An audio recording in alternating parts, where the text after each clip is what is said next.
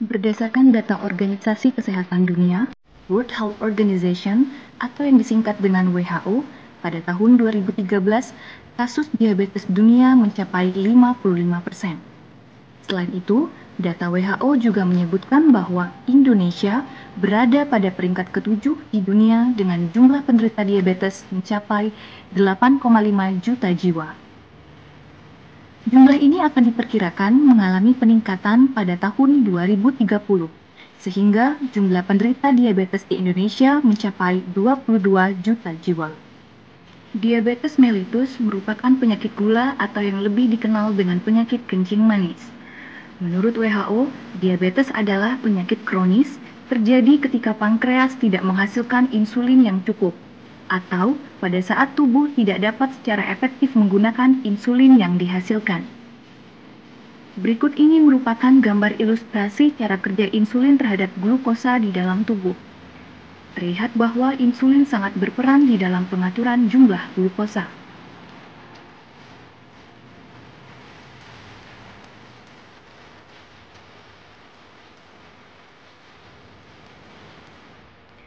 Hal ini dikarenakan tubuh memerlukan jumlah insulin yang seimbang dengan glukosa.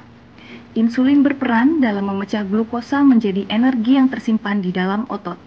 Apabila kadar insulin menurun, hal ini dapat menyebabkan peningkatan konsentrasi glukosa di dalam darah. Keadaan ini di dalam dunia medis disebut dengan hiperglikemia. Selain itu, pada penderita diabetes sering juga didapati tingginya kadar kolesterol darah atau disebut hiperkolesterolemia.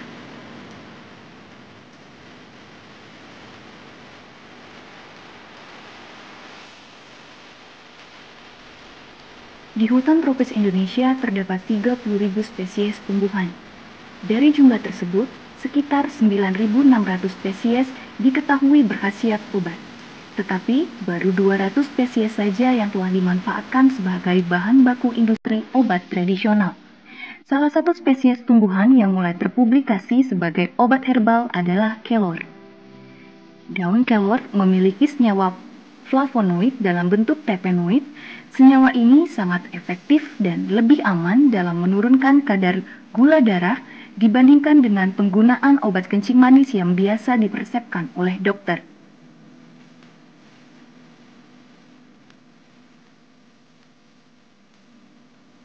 Selain itu juga, di negara India, daun kelor digunakan untuk mengobati penyakit jantung dan obesitas. Hal ini didasarkan dari kemampuan daun kelor yang dapat mereduksi efek dari kolesterol.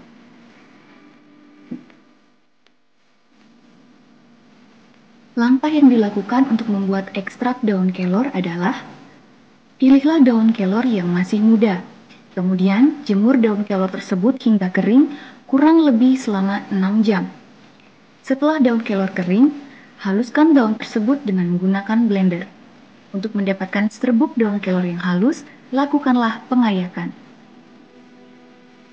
Setelah mendapatkan serbuk daun kelor yang halus, lakukanlah penimbangan serbuk daun kelor seberat 500 gram. Setelah itu, bungkus serbuk daun kelor tersebut ke dalam kertas saring. Kemudian, masukkan ke dalam saklek, tambahkan Aquades 95% sebanyak 250 ml. Setelah itu, lakukan proses ekstraksi selama 2 jam dengan suhu 79 derajat Celcius.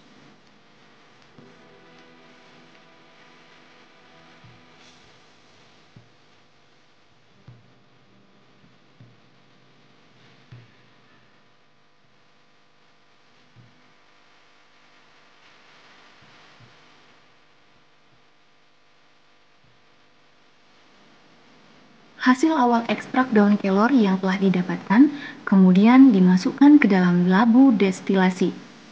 Setelah itu, akan dilakukan proses pengekstrakan lanjutan dengan menggunakan rotary evaporator selama 1,5 jam dengan suhu 79 derajat Celcius. Hal ini ditujukan untuk menghilangkan kandungan air yang masih terdapat di dalam ekstrak awal sehingga didapatkan ekstrak yang lebih kental.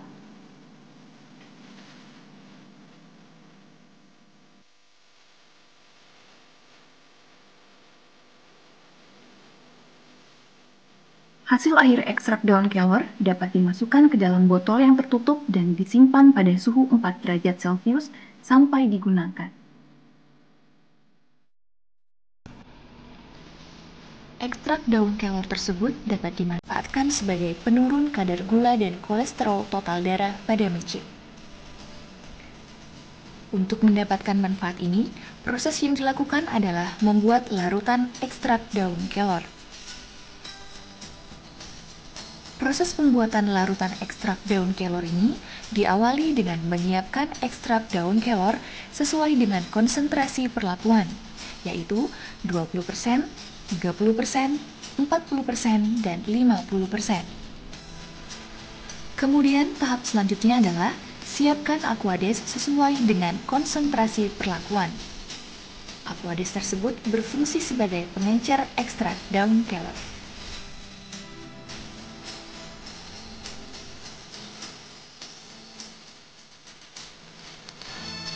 Setelah kedua bahan ini disiapkan, proses selanjutnya adalah campurkan ekstrak daun kelor dan Aquades yang telah disiapkan sebelumnya.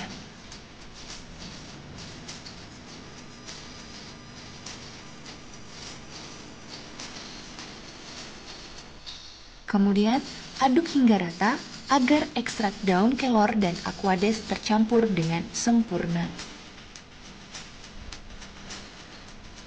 Setelah itu, beri kertas label pada gelas kimia sesuai dengan konsentrasi perlakuan.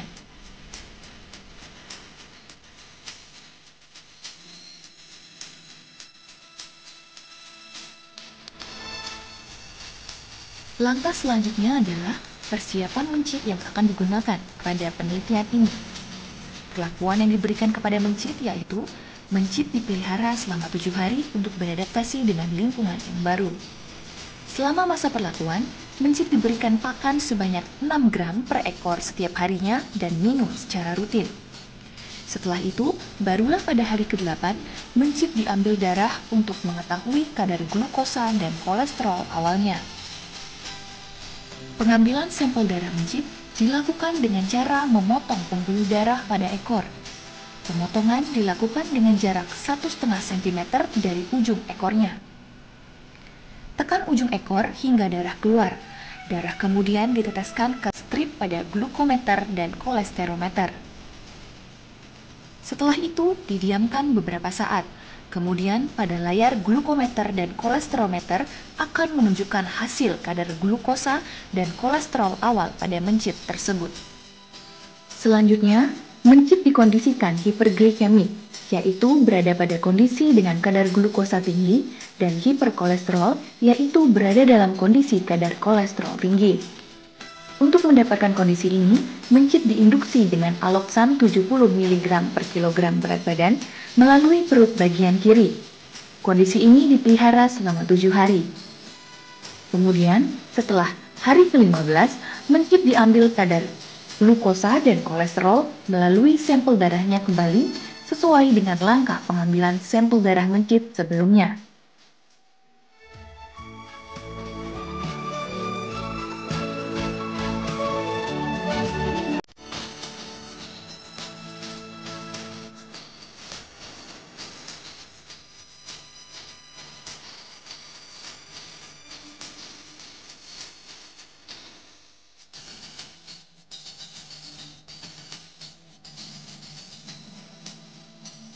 Pada layar glukometer dan kolesterometer, terlihat bahwa terjadi peningkatan kadar glukosa dan kolesterol total darah pada mencit. Berikutnya, mencit diberi perlakuan dengan memberi ekstrak daun kelor sesuai dosis yang telah ditentukan dan obat antidiabetes sebagai pembanding.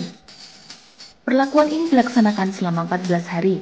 Volume larutan ekstrak daun kelor yang diberikan adalah antara 0,29 sampai 0,4 ml karena berat badan mencit yang digunakan adalah 29 sampai 40 gram. Pemberian ekstrak daun kelor dilakukan dengan menggunakan jarum Givage yang dimasukkan secara oral atau melalui mulut. Selanjutnya, setelah hari ke-30, setiap mencit diambil sampel darah untuk mengetahui kadar glukosa dan kolesterol akhir darah pada mencit. Pengambilan sampel darah mencit dilakukan dengan cara memotong pembuluh darah pada ekor.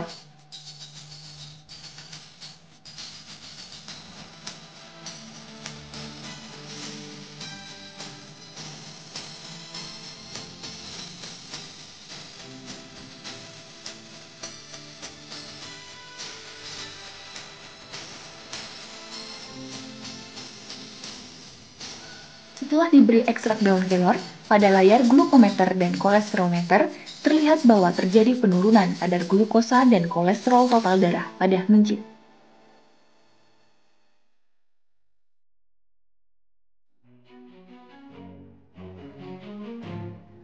Berikut ini merupakan hasil penelitian pengaruh ekstrak daun kelor terhadap glukosa darah mencit. Berdasarkan diagram hasil penelitian tersebut, dapat disimpulkan bahwa setelah perlakuan dengan pemberian ekstrak daun kelor dan obat pembanding glibenclamide, ternyata rata kadar glukosa darah mencit pada perlakuan P0, P1, P2, P3, P4, dan P5 memiliki hasil yang berbeda. Perlakuan P2 memiliki rata jumlah kadar glukosa yang lebih tinggi dibandingkan dengan ketiga perlakuan lainnya. Sedangkan rata kadar glukosa terendah terlihat pada perlakuan P5 ekstrak daun kelor dengan dosis 50%.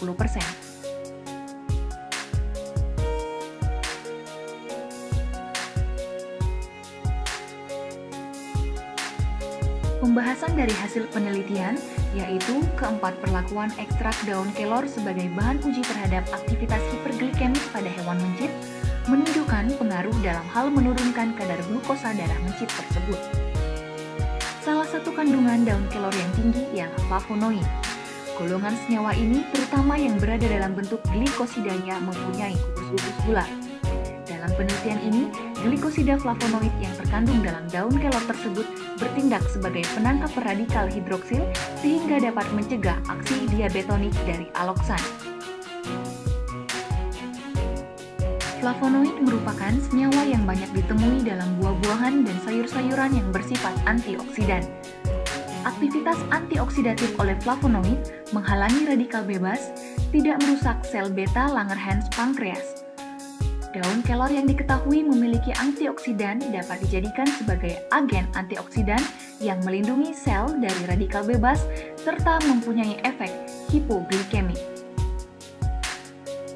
Berdasarkan hasil penelitian, pengaruh ekstrak daun kelor terhadap penurunan kadar kolesterol total darah mencit dapat disimpulkan bahwa setelah perlakuan dengan pemberian ekstrak daun kelor dan obat pembanding glibenclamide, ternyata rata kadar kolesterol total darah mencit pada perlakuan P0, P1, P2, P3, P4, dan P5 memiliki hasil yang berbeda. Hal ini menunjukkan bahwa ekstrak daun kelor yang diberikan pada mencit memiliki kemampuan untuk menurunkan kadar kolesterol total darah mencit lebih baik dibandingkan dengan obat penurun kolesterol glibenclamide.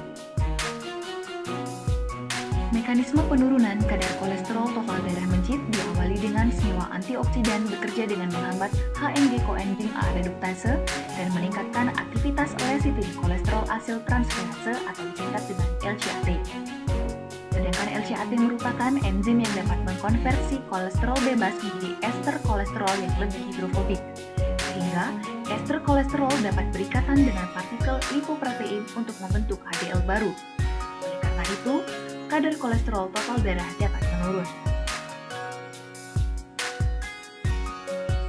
Senyawa antikolesterol lain yang terkandung dalam daun kelor adalah beta-sitosterol. Sitosterol adalah senyawa sterol yang secara kimia mirip kolesterol dan berasal dari kolesterol nabati. Mekanisme kerja sitosterol yaitu memperkecil absorpsi kolesterol dari saluran pencernaan. Selain itu, sitosterol juga memperkecil esterifikasi kolesterol dalam epitel. Dengan cara ini, sitosterol mengurangi kadar kolesterol dalam darah. Selain sitosterol, vitamin C dan vitamin E juga berperan dalam menurunkan kadar kolesterol total darah. Mekanisme vitamin tersebut dalam metabolisme kolesterol dilakukan dengan cara meningkatkan laju kolesterol yang dibuang dalam bentuk asam empedu, meningkatkan kadar HDL yang menggantikan LDL dalam darah. Selain itu, dilakukan dengan cara menurunkan pengabsorpsian kembali asam empedu dan mengkonversikannya menjadi kolesterol. Penelitian klinis menunjukkan bahwa vitamin C menurunkan kolesterol pada orang yang mempunyai kadar kolesterol tinggi, tetapi tidak pada orang yang berkadar kolesterol normal. Penurunan kadar kolesterol total juga dikarenakan adanya kandungan metionin dan triptofan. Cara kerja dari kandungan metionin ini dengan meningkatkan produksi lecitin di lever dan mengurangi lemak di lever. Triptofan bekerja sama dengan lisin untuk mengurangi kadar kolesterol sehingga mampu mengurangi resiko kejang pembuluh arteri dan jantung.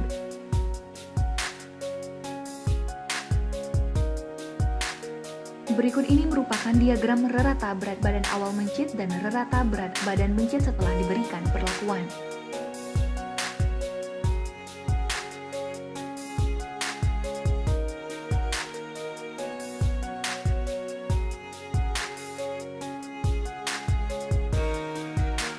Berat badan mencit sejak awal hingga akhir perlakuan mengalami peningkatan dan penurunan yang bervariasi. Peningkatan berat badan diduga karena mencit mengalami kehilangan kalori yang cukup pada keadaan diabetik. Hal ini menyebabkan mencit mengalami gejala kelaparan dan meningkatkan asupan makanan.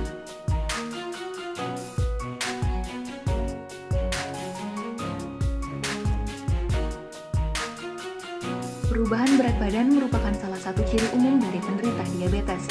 Penderita diabetes mellitus ditandai dengan sering buang air kecil terutama pada malam hari atau disebut dengan poliuria, sering haus atau polidipsida, dan rasa lapar yang berlebihan atau disebut dengan polifagia. Bila kadar glukosa darah naik di atas 180 mg per desiliter, ginjal tidak dapat menahan sebagian glukosa yang ada pada darah, sehingga glukosa tersebut dibuang bersama dengan urin.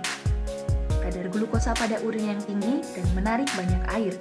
Akibat penarikan air yang terlalu banyak, volume urin berlebihan. Oleh sebab itu, penderita diabetes sering kencing atau disebut dengan poliuria.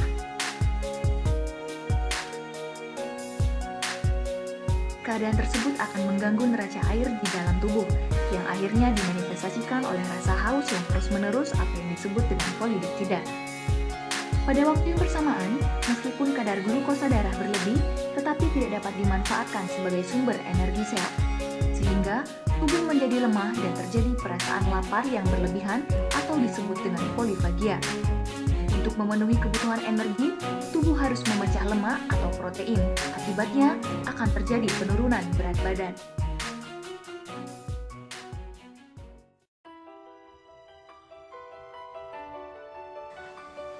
Demikianlah video tentang manfaat daun kelor sebagai obat alami dalam penurunan kadar glukosa dan kolesterol total darah pada mencit. Semoga dengan melihat video ini akan menjadi rujukan dalam pemanfaatan daun kelor sebagai obat alami bagi penurunan kadar glukosa dan kolesterol total darah pada manusia. Selain itu juga, kita makin termotivasi untuk mengembangkan dan memanfaatkan tumbuh-tumbuhan yang berada di lingkungan sekitar sebagai bahan baku obat untuk mengatasi berbagai macam penyakit yang mewabah dewasa ini.